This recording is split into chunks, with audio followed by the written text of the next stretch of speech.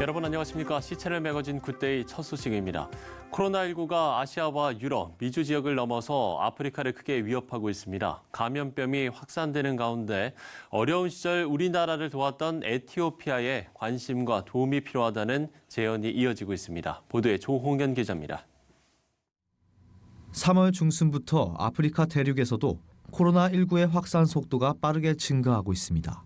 4월 14일 0시 기준 누적 확진자가 남아프리카 공화국 2028명, 카메룬 803명, 코트디부아르 533명 등으로 청정 지역이었던 아프리카마저 뒤늦게 코로나19의 위협에 몸살을 앓고 있습니다.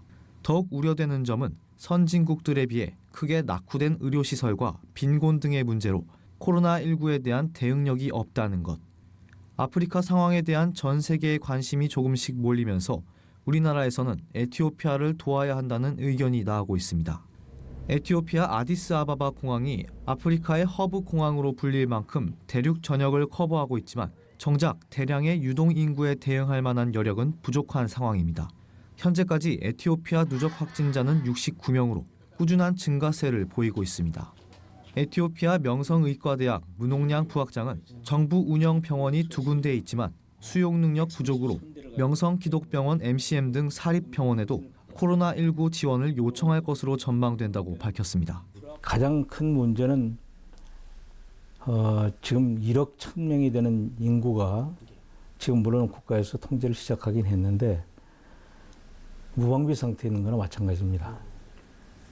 그 진단 키트도 부족할 뿐더러 그 진단 그 의료 수준도 지금 선진국에 비해서는 많이 떨어져 있는 상태이기 때문에 최근 우리나라에 코로나19가 급속도로 퍼졌을 당시 바로 문을 닫았던 국가들보다 과거 대한민국이 어려웠던 시절 우리를 도왔던 나라부터 지원해야 한다는 의견이 사회 곳곳에서 나오고 있습니다.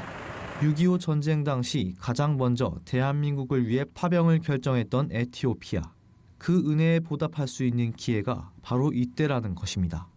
지금 아시겠지만 대한민국이 어려웠을 때 6.25 사변 때 셀라시아 황제가 유엔이 창설하고 나서 맨 처음 다른 나라를 돕겠다고 나선 국가거든요. 그분들의 숭고한 희생 때문에 저희들이 자유국가를 다시 세울 수 있었기 때문에 반드시 거기에 대한 저희들이 보온을 해야 된다고 생각을 합니다. 아프리카 대륙, 특히 에티오피아를 돕기 위해서는 어느 한 교회만의 도움으로 될 것이 아니라 한국 교회의 기도와 우리 사회의 후원이 필요하다는 제언이 이어집니다. 시채널 뉴스 조홍현입니다.